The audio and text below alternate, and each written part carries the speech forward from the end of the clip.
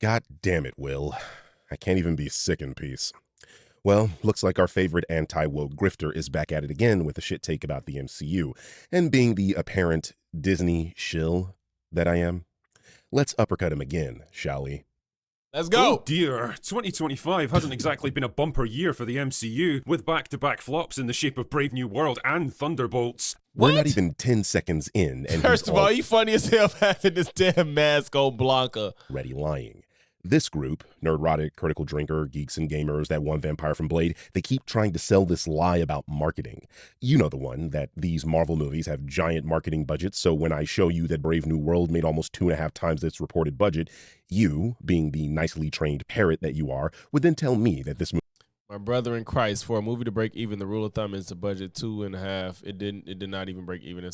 To be fair, Birdman, I did see them say that the marketing price wasn't included in the budget. I did see that. When I looked this up. When I looked up the cost. I think it was for Brave New World in particular. I have to PTJ. I don't even know the last time I heard his voice. I have to listen to Jason Black to distinguish. I gotta go listen to him. movie's marketing budget was identical to its production budget, meaning the film needed to make around $500 million to break even. If not identical to the budget, something close to it. It's hard to keep up with all the Wait, gold what the fuck? Why is it seem faster than the fuck? post shifting these people do. Anyway, that's why Will is calling Brave New World a flop, because he's trying to sell you on this marketing budget lie, something that is quite prolific on the internet. Here are all the facts. Number one, we do not know what the marketing budget for any of these films are because this isn't publicly released information. That's true. Oh, that's the entire list. This isn't public information. That's So true. That's true. But when I was on Wikipedia, I'm not saying Wikipedia is the end all be all, but when I was on there, it did say like this number doesn't include marketing. But we don't know what it is. Like the marketing could be like nothing significant enough to even worth bothering. So but I think it's safe to say is we shouldn't assume that it's like what another a quarter of the. We don't have to assume it's a quarter of the budget. For all these Like plus, not a quarter of the budget, but the budget plus a quarter of what it is. marketing budget quotes you see flying around on the internet even coming from. It's fiction. We made It's it fiction. up. We made this one up. It's a made-up tale. It's a total fabrication. It never happened. This one was invented by a writer. It never happened. Yeah, people are regurgitating estimates from outlets like Deadline. You see, every year Deadline releases a most profitable movies list where they rank movies based on their supposed profitability. There's only one problem.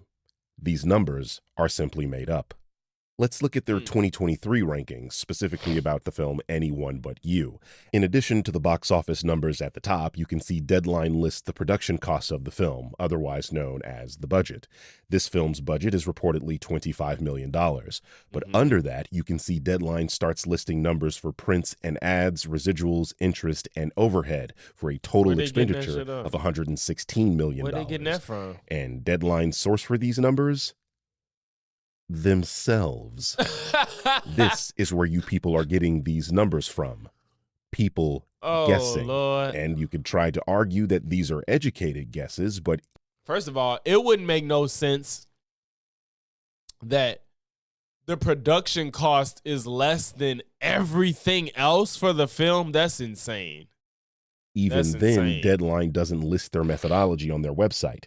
I know because I spent almost 2 hours looking for it. I also emailed the writer of that article, Anthony D'Alessandro, for clarity on his methodology, and I haven't yet heard back from him.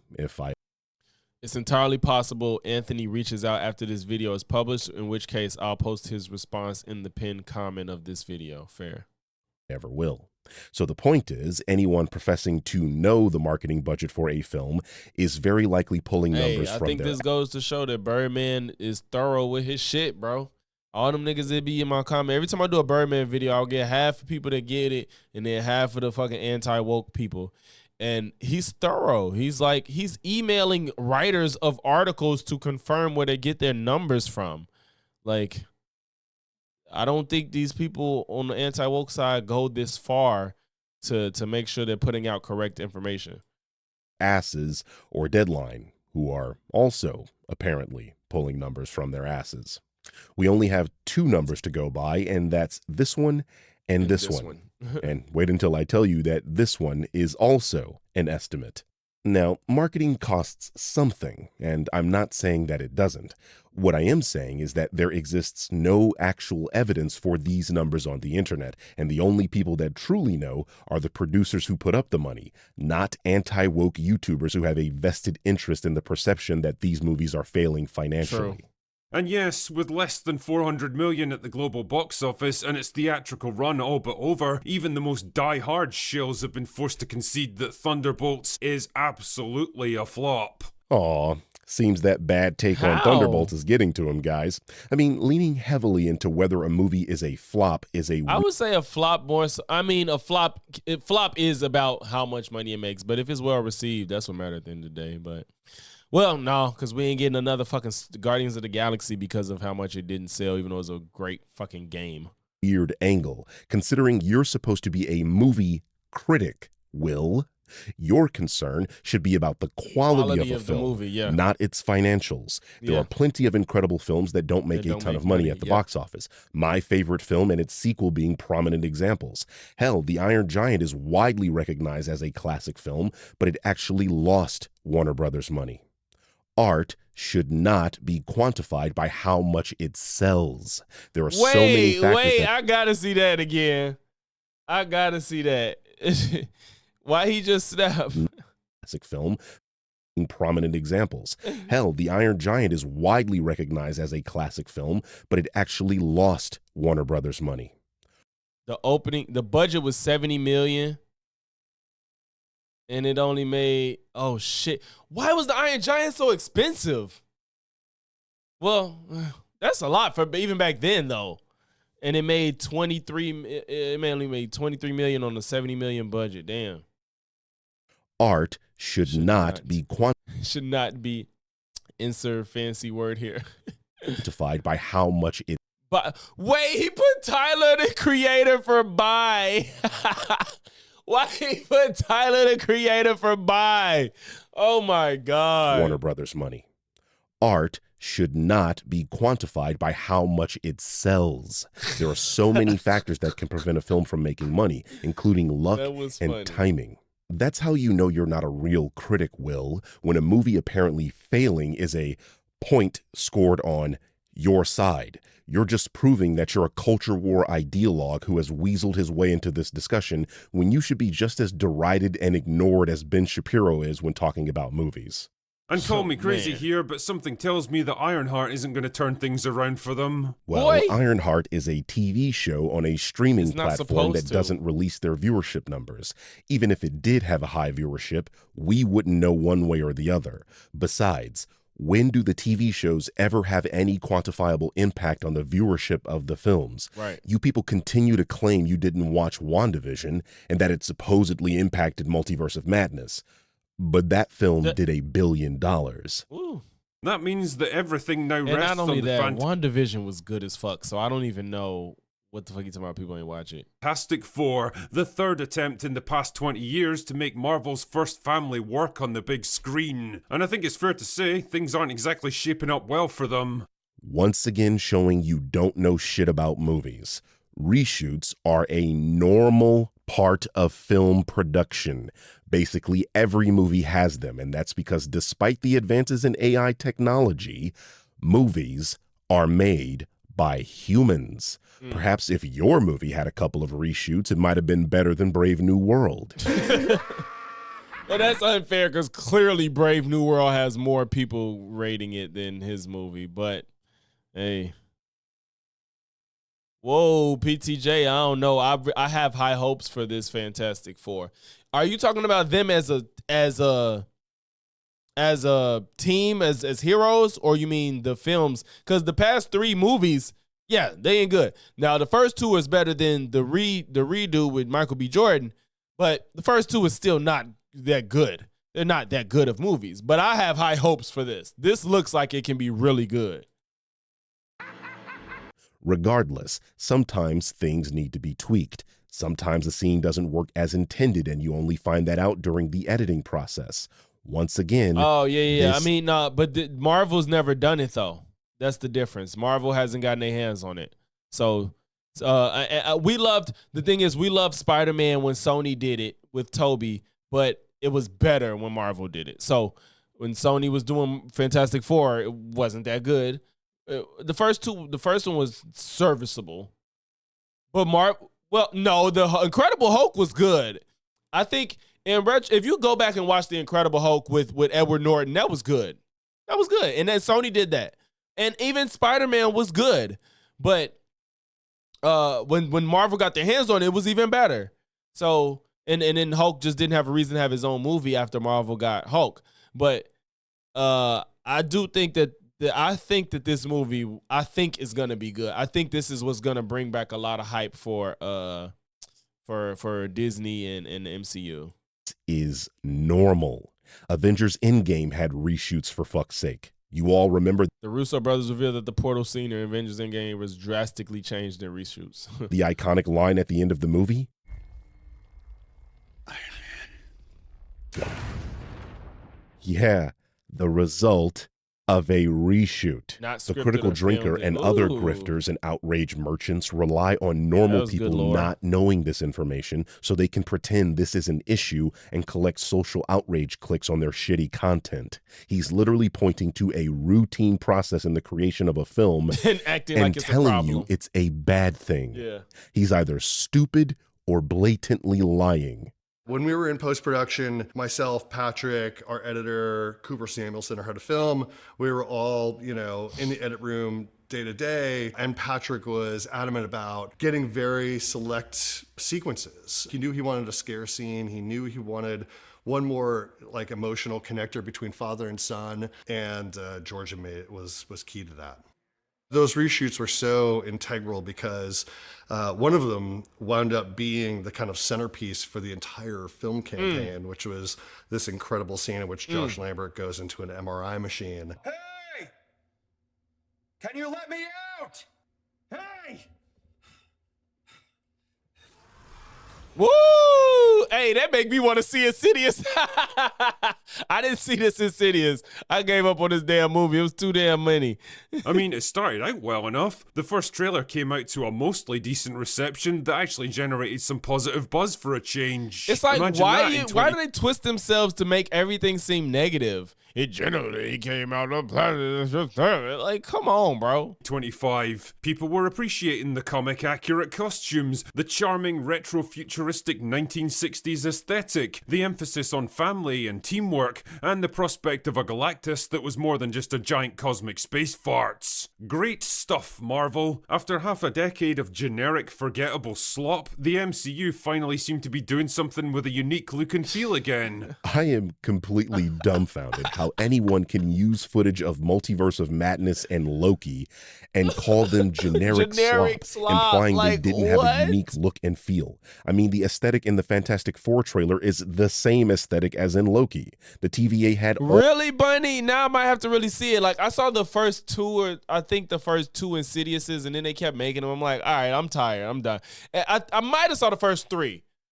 How many is it? 4 or 5? But he says good. I might watch the Red Door because that part itself looked like, I'm like, damn, that shit look crazy. That scene when he was in the fucking MRI. All the sauce of the Fantastic Four. What are you talking? Same aesthetic as in Loki. The TVA had all the sauce of the Fantastic Four. What are you talking about? Yeah. And Doctor Strange 2 was directed by Sam fucking Raimi. Yeah. Imagine saying a film that featured scenes that looked like this was generic slop. Now Yeah, Sam Raimi did his thing in that movie. Like, when he get in his scary bag, and when he couldn't really do it with Spider-Man, it was weird. But he got to get in his bag for this. Like, this legit had some creepy ass scenes. Like, Multiverse of Madness had some film creepy that featured shit. Scenes that looked like this was generic slop. Now I know you'll lie. Yeah, Multiverse of Madness has some great scenes, bro. Now that when I just thought about it, like, that shit, I gotta go back and watch it again because I did like it. I know I liked it, but it's like, yeah, like like this fucking bottom left scene. Oh my God, the when they kept going through the universes and the different art styles, that shit was so fucking lit. That was one of my favorite parts, and this bottom right one too. Like the piano scene and the different art, the different styles going through those different universes. Oh my God. Yeah, Sam Raimi got to get in his bag for real for this. That looked like this was generic slop. Now I know you'll lie about anything. Oh, yeah. They were fully embracing their comic book origins, goofy costumes and all, instead of What trying do you to mean make, your favorite, Bunny? Like, favorite period? make everything look cool and slick and Yeah, modern. PTJ, you It's gotta watch almost it. like he doesn't know this film is set in the past and that the MCU Modern. Goofy costumes and all, instead of trying to make everything look cool and slick and modern. It's almost like he doesn't know this film is set in the past. He just said that it looked good for the retro modern feel in another scene he showed, and now he's saying they didn't want to make nothing look modern. What the fuck? And that the MCU did give us modern Fantastic Four They costumes. Literally twice. Maybe, after a quarter of a century of failed attempts, someone might actually do justice to the Fantastic Four. But leave it to Marvel to snatch defeat from the jaws of victory. The problem started out small at first, like the casting of Reed Richards, which turned out to be trickier than expected. Apparently, the studio approached at least 3 other actors to play Reed, and they all turned it down. But why would they do such a thing? Who in their right mind would turn their back on a leading role in a big-budget Marvel movie with a huge paycheck at the end of it? Well, if I was a cynical man, I'd say it's because they wrote Reed to be a weak, cowardly pussy who gets bossed around by his far more powerful and assertive wife for most of the movie, and the leading men of Hollywood are getting almost as tired. I changed the image from Drinker's video here because he has something really gross in place here. Tired of playing characters like that as we are of watching them. What the fuck are you waffling about? Yeah, There's this so much wrong here. I don't even know where to begin. Bunny, that's crazy. First Out of all of them, multiverses, damn, that's a take. I ain't never heard that one. That's a take. Saying they wrote Reed as a cowardly pussy makes zero sense, as the film isn't even out yet, and we have barely any interactions Like, between where the team would he from the get that marketing information material. from? How would you know this? This is clearly a made-up issue that you just invented out of thin air, which would explain why. Like, can you fathom making a claim that strong and the movie isn't even out yet? That doesn't even make sense, bro. 10 years ago, Will Jordan was a liberal writing girl bosses in his books. Ryan Drake is a pussy. Save Your Money main character, supposedly former SAS, ends up getting dominated by a female black. Oh, this is Will Jordan shit. Why your writing is so poor. Second, even if that's how Reed is characterized in this film, and let's be clear, it's not, what makes you think that's the reason Hollywood actors wouldn't want to be a part of this production? You people can't make up your minds. Apparently, Hollywood is full of woke people, but at the same time, they can't find woke people to That's be in fair, their Bunny. woke That's movie and fair. become That's instantly fair. rich and You're world right. famous. That's fair. Are you If you love dumb? horror. Of Besides, course. we have evidence for why people turn down Marvel projects, ironically, from one of this movie's actors, John Malkovich. As you can see, John states the main reason he previously turned down MCU roles was due to the pay and the nature of how these films are made. These are superhero movies, and not every artist is into that sort of thing, and on top of that, they require long-term commitments due to the nature of its shared universe. That makes all the sense in the world. If you don't want to commit to have reprise, especially if you're Mr. Fantastic, like he's gonna show up again clearly, and if you don't want to commit to that. That's where the "till you're 90" joke comes from in Deadpool and Wolverine. But then, like a knight in rainbow-coloured armour, a saviour arrived to take up the mantle. So just blatant homophobia now? I mean, we already knew you were a bigot, but what I want to know is how the fuck are you still monetized on YouTube? I mean, it says it right here, hateful and derogatory content. I mean, you should have already been demonetized when I prove you slandered Isabella Merced with the false quote, as stated right here. But I am constantly amazed how you people continue to escape YouTube's community guidelines. You are the Osama bin Laden of the internet. That's right, it was Pedro I'll appear in literally anything Pascal, an actor that clearly saw the meme about him taking on far too many roles and said, What's with you weird right-wingers and being upset with actors getting work? If it's not Endymion, Right. this demonetized tap dancer getting angry at Deborah Wilson being in a lot of games, it's you and Turd Roddick being upset at Pedro Pascal. And it's not like you can say these people are even bad at their jobs.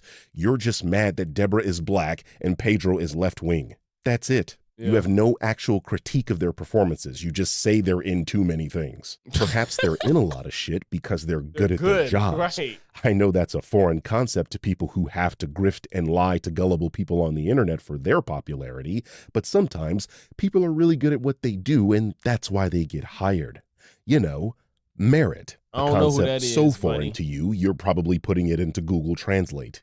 But hey, who knows? But yeah, I think they do it just to the point where it's so slick enough that it could go under the radar, I think. Maybe Pedro would buck the career-long trend of taking on high-profile but inappropriate roles and deliver an absolutely mean killer performance as inappropriate? Reed Richards. You know, these please laugh clips you include in these low-quality videos are almost as pathetic as Jeb Bush asking the audience to clap. Big game without backing it up. I think the next president needs to be a lot quieter, but send a signal that we're prepared to act in the national security interests of this country to get back in the business of creating a more peaceful world. Please clap. But then there was the casting of Vanessa Kirby as Sue Storm, who's 38 in real life and somehow manages to look even older on screen. Would you prefer a male companion? But, you know, Pascal What is like the fuck? 50, so it would have been pretty weird to pair him up with some hot young 25-year-olds. Nothing to worry about so far, so let's keep going, shall we? Then Vanessa revealed in an interview with Entertainment Weekly back in April that this movie was going to explore the gender politics of Sue Storm and women's place in 1960s culture. Okay, sure. That kind of statement can mean a lot of different things. I mean, the film's set in the 1960s, which was a pretty important time for feminism and women's lib and all that other stuff, so I What's guess it would make really sense bad to at least ED? acknowledge What that mean? it. Maybe she just means the movie will present an interesting contrast between the kind of expectations and questions that women in 1960s America were grappling with versus the modern day MCU, where they basically act like obnoxious caricatures of men if they were written by 16-year-old gender studies graduates from Portland's. I want the audience to understand Right, that it's the like, usage what was of the footage fuck? of Captain Marvel is very deliberate, and that's because he can't actually provide examples of this claim in any Marvel property since this movie. That's why this video is titled Return of the MCU, because apparently it was gone. Oh, eating Hell, disorder. he's showing footage that isn't even in the Captain Marvel film. This is a non-canon deleted scene. Go on, check. In any case, discounting the Marvels, there have been 14 movies since Captain Marvel released, and none of them have a Captain Marvel-like character where the lead is a woman who, and I'm quoting here, acts like an obnoxious caricature of men. Of those 14 films, 10 of them were led by male actors. Of the 4 that were led by female actors, Eternals, Black Widow, Wakanda Forever, and Thunderbolts, none of those movies featured a woman who acts like an obnoxious caricature of a man. Right. The lead of Eternals, Cersei, is True. as girly and motherly as they come. Yep. Natasha is a well-regarded character in the MCU by men and women alike. Shuri is nothing like her brother, nor Yep. is she obnoxious or manly. Yep. And she was only thrust into the main character slot due to the death of Chadwick Boseman. Exactly. It Plus, wasn't there even is a planned. comic basis for Shuri becoming the Black Panther anyway. And Yelena isn't a girl boss or whatever stupid euphemism you people come up with. She was everything you people claim modern female characters are So that's not. Vulnerable, seeking comfort from her Yeah, so father, she's and like willing to a accept and female contend with her character. flaws and mistakes. So, as always, what the hell are you even talking about? You literally only have an argument with Captain Marvel, but are trying to extrapolate that to every female character in these movies for some reason. So, fine, we're still hanging in there, I guess. Nothing that's going to spoil And anyone's even if fun you yet. even Then if there you was want the to say decision- that Scarlet Witch was a lead in Multiverse of Madness, she kind of is. She's not what do you call it, a bad version of a male character, whatever the fuck he called it. Like even she's not one. to make the Silver Surfer, one Not of the one most chicken iconic nugget a day. antagonists in all of the Marvel comics, into a female. Because of course. Once again, Because you she's not in. They're not at 616. We know that they're not at 616. That's why. Annoying blue waffle. This film is They call not his ass a set in the blue main waffle. Marvel timeline. This was a way to get an already established Fantastic Four into the main MCU universe without pretending they were always there, even though we'd never seen or Exactly. heard of them up to this point. And you know what's so crazy? Nobody thinks about shit like this. It's just so fucking annoying. Like, y'all don't care about films. It's all this rage bait. Like he just said, we've been seeing, most of this has been 616. And like he said, if you just up and pop up with the Fantastic Four, it's like, where the fuck have y'all been all this time? We've been getting fucked up out here. We could have used y'all help. And so they couldn't do that. Therefore, they're on a different earth. That being the case, Marvel came up with a clever method of accomplishing this by having their planet get destroyed by the planet eater Galactus, establishing Galactus as a credible antagonist and allowing a seasoned Fantastic Four to join the main timeline. Because they would be leaving this universe, you don't want to establish the original Silver Surfer, because that would mean they are going to immediately abandon him in this universe once the movie is over. You claim to want the Bunny, that's the point. These people don't have a point to make. He has no point. It's just to create issues so his base could be like, yeah, fuck women, fuck gay guys. Like, that's all this is about. That's all it's about. It's just fuck other people that aren't white straight males. That's all they care about. There's no point to none of it. You don't want to establish the original Silver Surfer, because that would mean they are going to immediately abandon him in this universe once the movie is over. You claim to want the classic Silver Surfer, but you don't realize you're arguing for him to be gone after this film. Don't you want him in the main MCU timeline, genius? Disney has already announced Avengers Secret Wars. If you know anything about that storyline, and let's not kid ourselves, you don't. Then you'd know Secret Wars deals with incursions, meaning this universe is very likely going to be destroyed. You hate women so much, you're arguing for them to kill a man. The point is, every time another one of these revelations Hey, that's so funny. You hate women so much, you're arguing for them to kill a man. That shit funny. Oh my God, these people are ridiculous. comes out, it became just a little bit harder to ignore what seemed to be a growing pattern. Like, if Marvel were trying to refute allegations that the MCU was taking over everything that they did, they were making life pretty hard for themselves. And now you're showing footage of Quantum Mania to make your MCU point. Exactly. Wait, so is the problem supporting characters too? We can't even have semi-competent female supporting characters now? Anyway, the editing is once again betraying the drinker. He's showing footage from early on in Quantum Mania where Scott's daughter shows that she's relatively competent as she's been secretly working with Hank Pym. But this footage is right before she fucks up and traps everyone in the quantum realm. In other words, this film shows a woman making a mistake and learning from that mistake. You're sending a signal down to the quantum realm. Yeah. Shut it down now.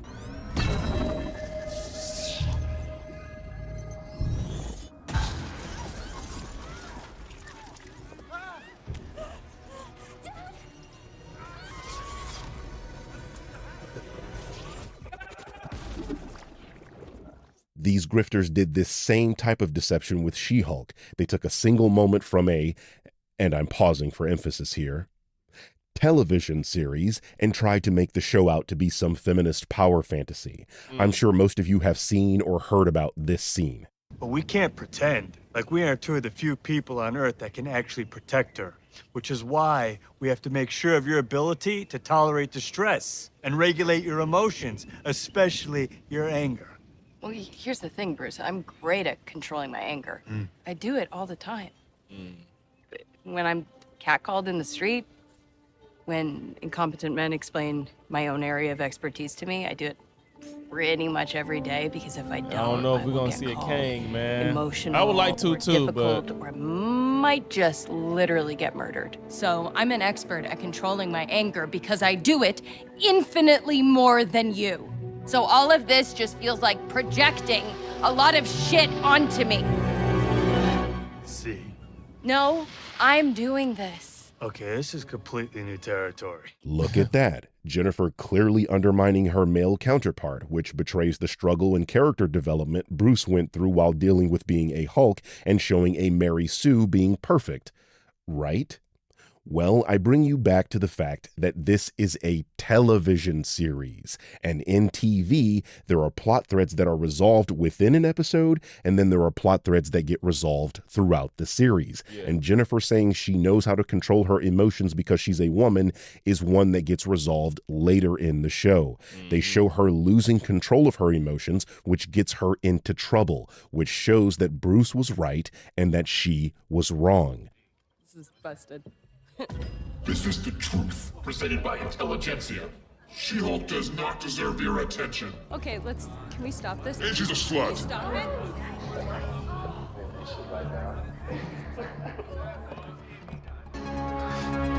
Don't do it.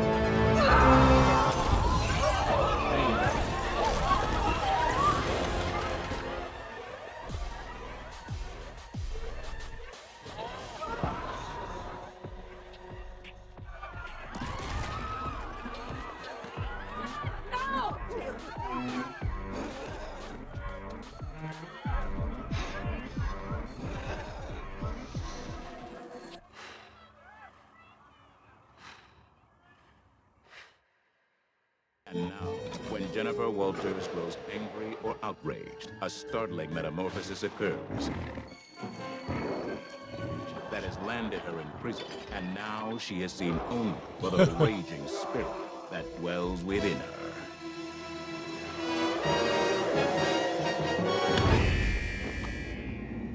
We need to identify every How individual he can show this who much of the hacked my show, feminine but he can't show information. much of Forget the that. movie? We need to discuss your case. I was angry, which is how anyone would respond in that situation. But you're not just anyone. You are an out-of-control Hulk. That's what all the witnesses saw.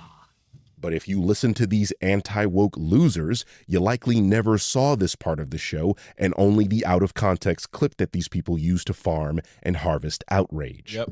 That's the point. These charlatans rely on you not actually watching the thing so they can continue to lie to you about these media properties and collect revenue from your clicks. Yep. And then last week we began to hear reports of a test screening for the latest cut of the movie where major details of both the plot and the ending were leaked. A test screening that basically confirmed everyone's suspicions. What? How do I want to phrase this? What suspicions? Even though it's a team of one woman and 3 guys, I think that you're going to have a situation at the end of the movie where it's women who save the day. And you're like, why? Can't Reed at least be involved? How do we know? You're like, come on, man. Come on. How do we know this? Eloquently phrased as always, Grace. Good job. I mean, if even one of the biggest Marvel shows on the planet is calling out your movie for being too girl bossy, you know you've got fucking problems. Or, and I know this might be like hard the for you gray to believe, streets. It's part of she's Reed. giving her honest thoughts on a media property and isn't trying to sway people with lies, deceptive editing, and political dog whistles. You know, a film critic. It's entirely possible to criticize Marvel movies and not be a moronic political mouthpiece. What a concept. You should try it out sometime. And since when is a woman saving the day girl bossy? Doesn't that make the alternative boy bossy? Susan Storm is a fucking superhero. She's allowed to save the day, guys. Yeah. I could understand this criticism if it were like Kat Dennings's character, but we're talking about a super-powered being. She's saved the Fantastic Four on many different occasions. She's literally the first female superhero for Marvel's Silver Age, one of the original members of Marvel's first family, the team that started 616. Put some goddamn respect on the Invisible Woman. The hell do you expect her to be? Some damsel in distress? Right. She's not your wife, Will. Anyway, the gist here is that the movie culminates with Sue Storm joining forces with the female Silver Surfer to defeat Galactus with a little help from a superpowered baby, leaving the rest of the lads with, well, not a whole lot to do. Oh my goodness, it literally is the meme. Girls get it done. I'm going to ignore how you missed the satire in that bit from The Boys. I was and just instead gonna talk say that scene was like literally that was the joke. That was the joke in that scene. Honestly, PTJ, I don't know why you say that. Honestly, Black Widow was decent. Like, it felt like not a James Bond movie, but it didn't feel like an MCU movie. It just felt like an action movie. I liked Black Widow. I don't know why you got smoked for Black Widow. I honestly liked it. It was good to me. Like, for what it was. It wasn't like one of the best Marvel movies, but I just felt it was a good action movie. Going to ignore how you missed the satire in that bit from The Boys, and Done. Yeah, that's I'm going to exactly- that ignore was the how point. you missed the satire in that bit from The Boys, and instead talk about how you're seriously downplaying Franklin Richards. He's not just some baby helping the girl bosses defeat the bad guy. Franklin is a god-level character with the ability to create and destroy universes. Galactus literally fears him. My assumption is they're going to try to have Franklin create a planet for Galactus to consume or something, and Sue being his mother with the ability to fly and create nearly unbreakable force fields, I can conceive of many different ways this makes a whole lot of sense. I mean, the film is literally called First Steps, after all. What did you think that was a reference to? And all of this begs the rather obvious question. Why? Why do they keep doing this? Why do they Doing keep what? pushing the same trope that clearly isn't working and What are you hasn't talking for about? years now? Like, did nobody at the studio put up their hand and say, we've been doing this whole MCU thing for like 5 years now. Nobody Talking about likes it. Taskmaster? Everyone's making fun of us and it's losing us a shit ton of money. Can we maybe try something else now? Let's look at all the properties you showed in this footage. Multiverse of Madness was a near billion-dollar movie that was loved by the general public. Black Widow was a film that was released during the pandemic and had a... I'm telling you, PTJ, look, 79% by critics, 91% by people that saw it. And this movie came off the back of COVID. Black Widow came off the back of COVID and still, what did it do? What was the budget? I can't see the budget. What's he finna say? Simultaneous streaming release. Look, Black Widow was a film that was released during the pandemic and had a simultaneous streaming release, so its box office numbers are not indicative of public interest. There you go. Yes. So I was like, it's off the back of COVID. I knew it was something weird. So Black Widow couldn't even be in theaters. So who knows what it would have done. But we see 91% by the audience, bro. Over 10,000 ratings. 70. First of all, I don't really care about the critics, but even if the critics are 79 and the audience is 91, Black Widow wasn't bad, bro. It was not a bad movie. What are these ratings? Love and Thunder was also liked by the public, and it made nearly 800. Wait, now I didn't like these Love and Thunder. ratings. Love and Thunder was also liked by the public, and it made nearly 800 million at the box That's why he office. said liked it, wasn't loved. I did not like Love and Thunder. That's on the bottom of my list of Marvel movies. Wakanda Forever was critically acclaimed and was about 100 million shy of making $1 billion. She-Hulk is a TV show that I know most of y'all didn't even watch, Yeah. hence my explanation earlier. I mean, this People guy did not even watch tells you that he never finished it. But After first three episodes, I stopped watching the show. There's no reason for such a lackluster. But She-Hulk was okay. It wasn't bad. It was okay. but somehow is still able to give a rating. Love and Thunder is not that What good. an amazing system we have. The Guardians Holiday Special is widely regarded as one of the best MCU properties, and Loki is considered the best television show from the MCU. You showed nothing but profitable and highly rated properties, with the exception of She-Hulk, a show that got review bombed because of people like you lying and Yeah. misrepresenting it. Yep. And like your terrible review of Thunderbolts, you're doing it again, trying to gaslight us right now on the quality of these properties. If anything, you're making a positive case for the so-called MCU, because the properties you showed made a collective $3 billion with numerous positive ratings from critics and the audience. Great going, dumbass. Anyway, that's all. PTJ, you can't come in here saying you cannot. I refuse to let you say Black Widow should have died the first scene and Black Widow wasn't good. And you're sitting here and you like Love and Thunder. What up, Grump? My fellow Switch 2 hater, yeah. Oh, fuck Nintendo. But no, PTJ, for you to say Black Widow is bad and like Love and Thunder, that is unacceptable, bro. I ain't gonna lie, Bunny. I didn't finish Loki. Everybody liked Loki, but I just could not get into it. It wasn't enough action for me.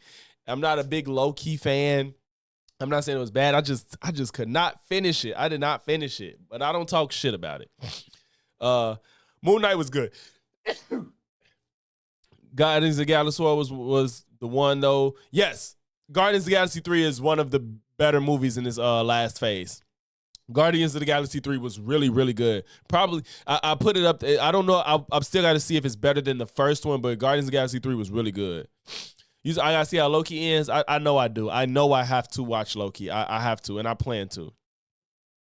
Black Widow fell 100 feet, hit her head on the steel beam, and then her back on the steel beam in the ground, and she got up and dusted herself off.